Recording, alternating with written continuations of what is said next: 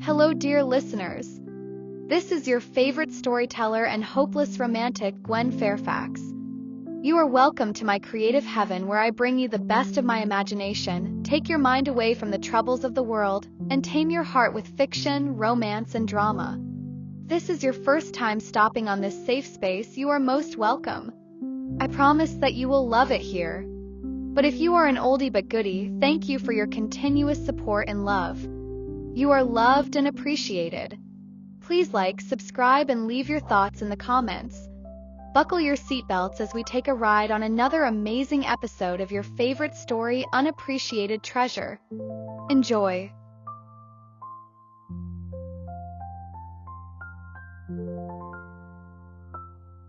After Hank had taken Chelsy back to her apartment complex, they sat in the car, staring at each other. Just when their lips were about touching each other's, this intimate moment was suddenly interrupted by a call. Chelsy bolted out of the car with the speed of light.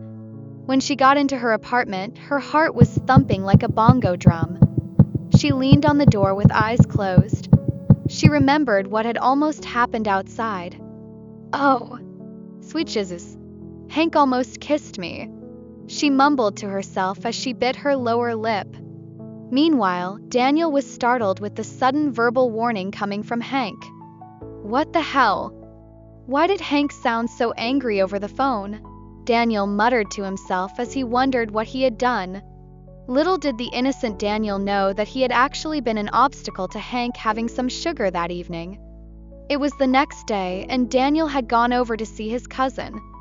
That morning, he had actually called Asher to find out what had happened the previous night. Asher had fed him on all the juicy gossip.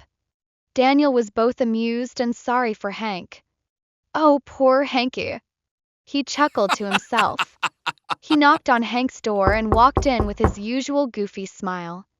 "Hey H. What's up, mate?"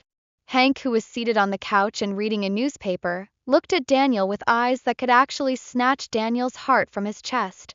With a cold voice, he asked, "And what the hell are you doing here? Don't you have a house?" Daniel was trying so hard not to laugh at Hank. He majestically walked towards Hank and sat on the other chair. "So can I come over and check on my dearest sweet brother who isn't feeling well?" Hank wasn't having it. He just shook his head and replied, "Dear God, how did I end up with such a brother?" Daniel just smirked. I am sorry. If I had known that you and Chelsy were about to..." Before he could complete his statement, Hank butted in. "Daniel, please, if you don't have anything important to say, just go. You are adding to my headache." Two brothers just sat there. One looking like the world was on his shoulders, and the other having the time of his life. It had been a few days, and Hank had regained his strength and had returned to the office. Gina walked up to him with a file and said, "Boss, here is the information we gathered. He has been dealt with already. The man's name is Tony Banks with the code name Michelangelo. He used to work with the Southall Police Department as a private detective." Hank said nothing, but Gina had worked with him for so many years and understood his every spoken and unspoken words. She knew Hank wanted her to continue. "Well, sir, he was fired 3 years ago due to misconduct and dealings with the mafia. He started operating alone as a rogue detective. He was hired by a certain Nicole Brown to tail Miss Powers."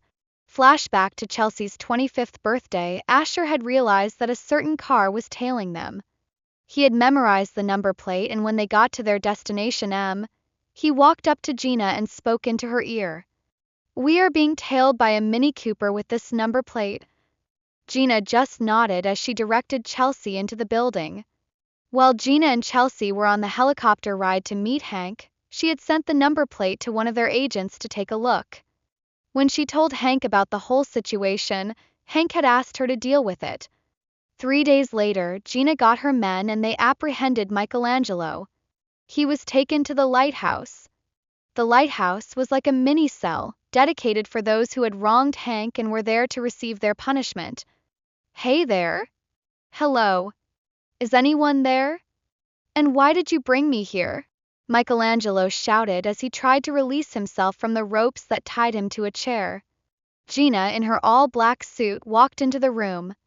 With a voice that was as cold as ice and could slice the atmosphere, she asked, "Why were you tailing Miss Powers?" Michelangelo laughed out hysterically. "I don't answer to women.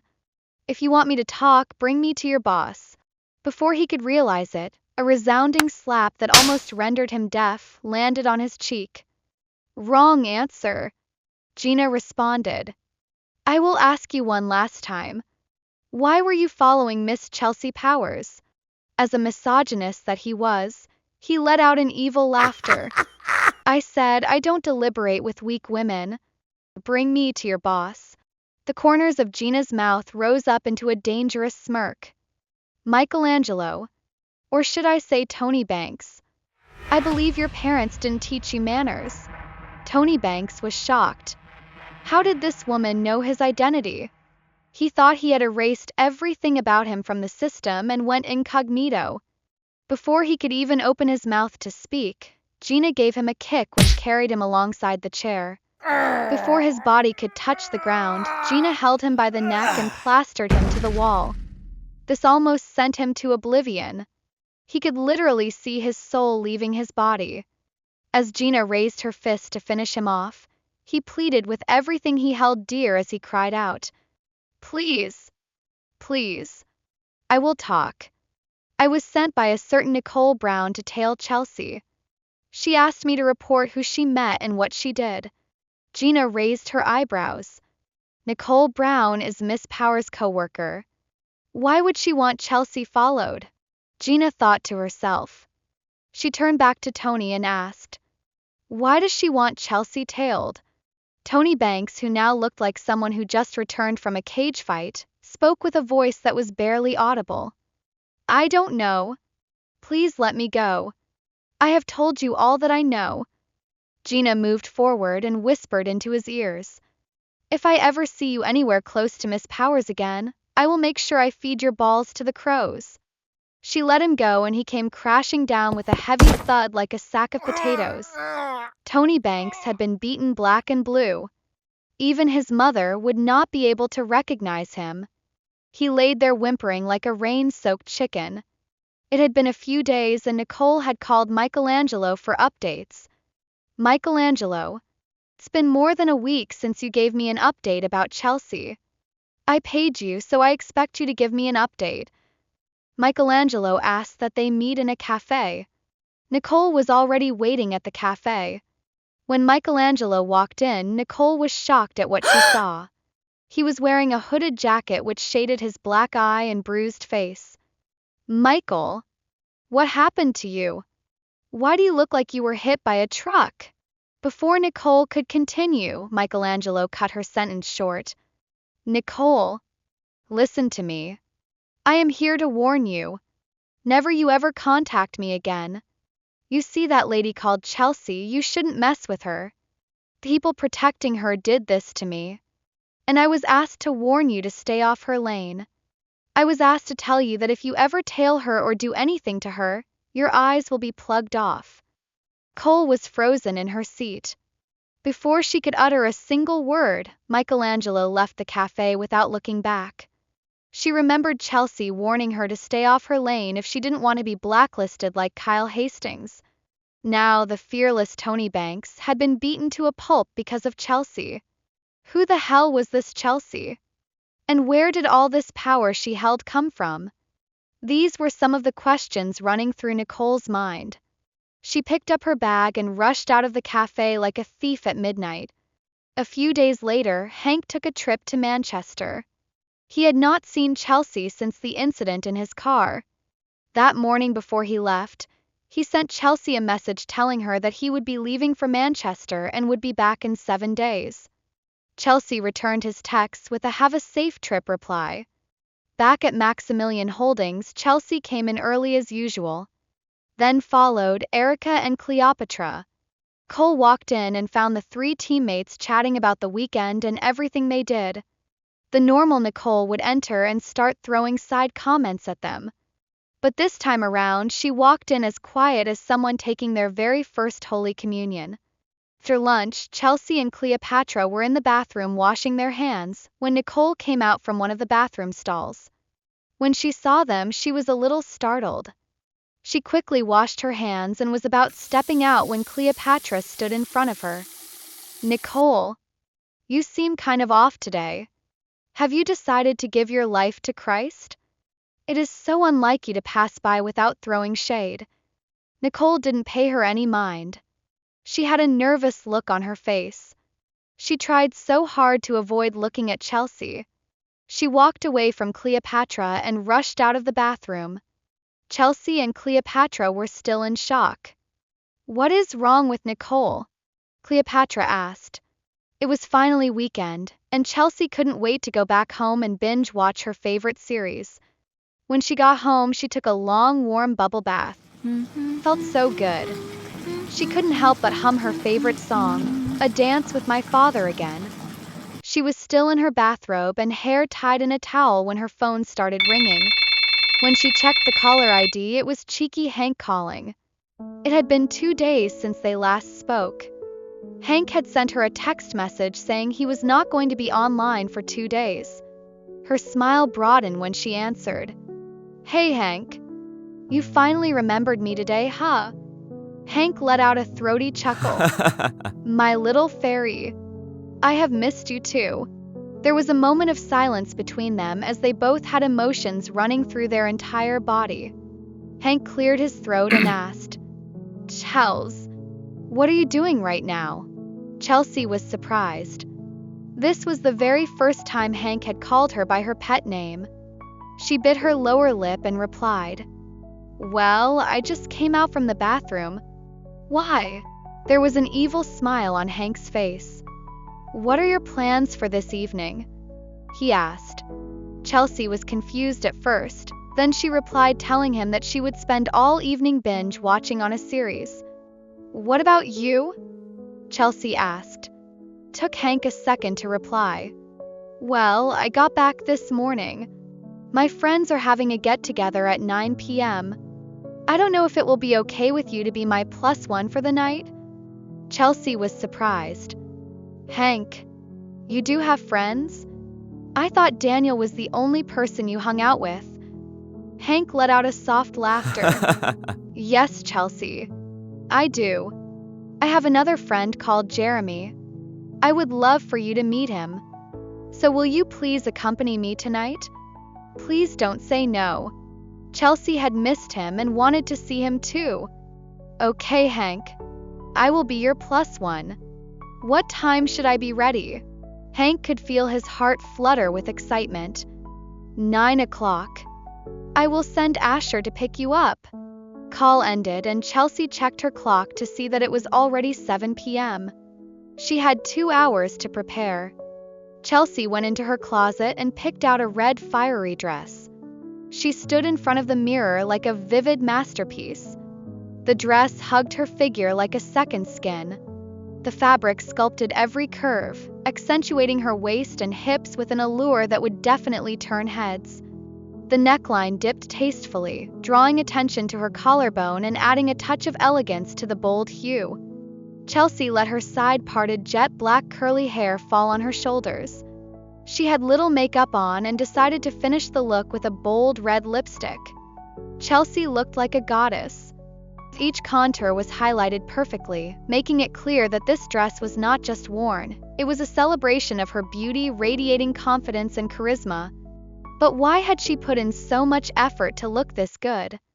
Was it for Hank, or was it to leave an impression on his friends? She wore her black sequin red bottom stilettos and threw a black overcoat over her shoulders. At exactly 9 p.m., her doorbell rang. When she opened the door, Asher was standing there looking dazed. His mouth was left open when he saw Chelsy. "Asher?" Chelsy called out. This jolted Asher back to reality. Chelsy felt a little uncomfortable. So she asked, "Asher? Is this too much? Do I look overdressed?" Asher had a little smile as he stuttered. And no, Miss Powers. You look so beautiful. Please let me accompany you to the car. He opened his arm. Will this beautiful lady do me the honor? Chelsy took his hand. Thank you, Sir Asher. They both smiled as they walked to the car. Meanwhile, Hank and the others were in a private lounge at Club Mat. Club Mat was the most luxurious clubhouse in all of London. Only the rich and famous could afford going there. As they sat chatting, the door suddenly swung open and the most ethereal being they had ever seen walked in. The air shifted when Chelsy walked in. Seemed as if time had come to a standstill and everything had been said in slow motion. The room fell silent as the unmistakable click-clack of stilettos echoed against the polished floor, each step a rhythmic declaration of confidence. Her smile lit up her face and her eyes sparkled with a hint of mystery, drawing people in. The room that had been full of chatters paused, and it felt like a collective breath hung in the air as every head turned to take her in. It wasn't just her looks that enchanted, it was the way she moved, so naturally and confidently, leaving whispers of admiration and curiosity in her wake as she entered the room. Holy Mary, the Mother of God, whispered one of the men who seemed drawn to her beauty like a moth to a flame. Hank stood from his seat and walked towards her. He could not believe that this was the woman he was in love with. He held her hand and gently gave her a kiss on her cheek. My dearest Chelsy, he whispered as he looked at her beautiful hazel eyes. The others were shocked. This was the first time they had ever seen the bossy, aloof, and nonchalant Henry Fitzwilliam so tender and gentle with anyone. Hank took Chelsy's hand into his and they walked towards the others. He introduced the rest to her. Chelsy, meet my friends. This is Jeremy Atkins. He is a businessman based in Liverpool. Meet his sister Clarissa Atkins, she works at the Fitzwilliam Group. Meet Laura Mendez, she is an international model and Daniel's girlfriend. This is Cecile Lewis, a friend of Jeremy's. Then you know your boss, Daniel. Then Hank turned to them. Hey everyone. Meet Chelsy Powers. A very special woman in my heart. The whole room was in a daze. What? Who was this girl? And how was she able to make this King Kong called Hank to be so tender? Jeremy was the first to speak. Hello, Chelsy.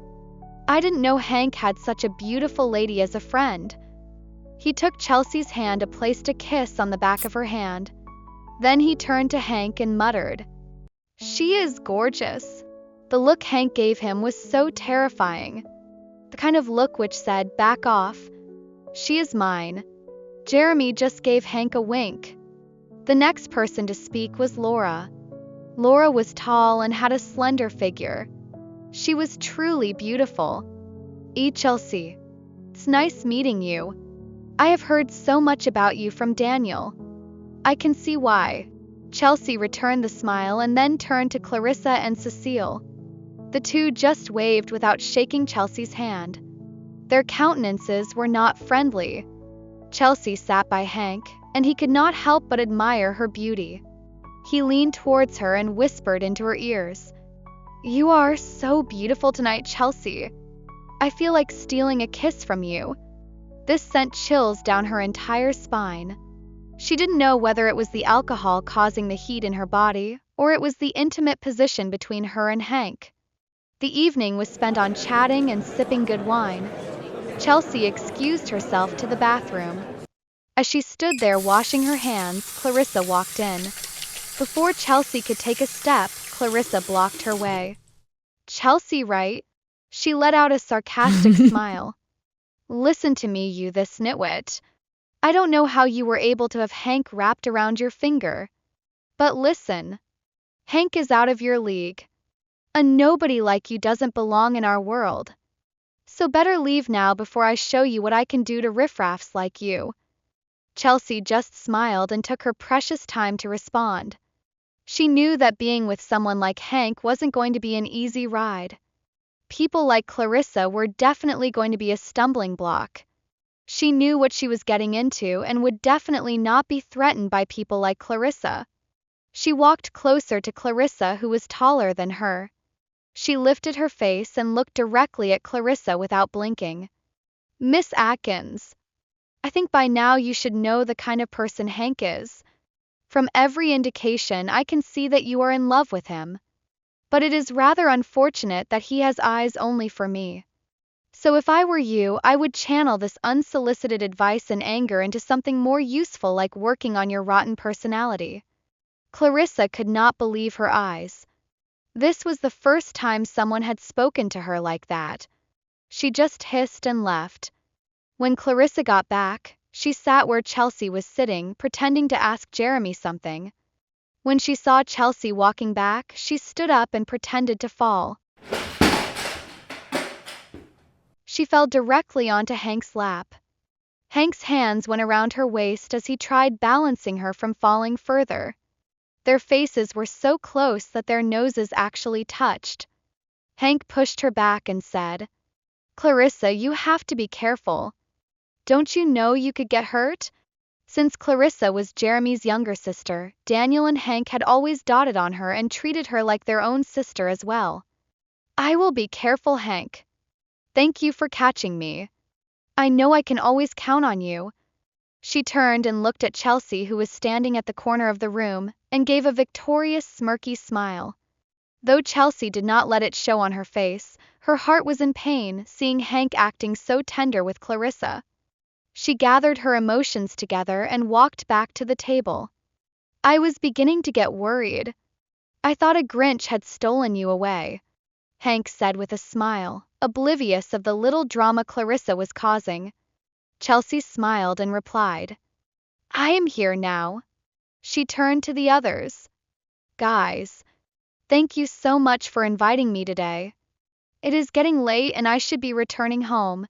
Laura stood up and walked towards Chelsy.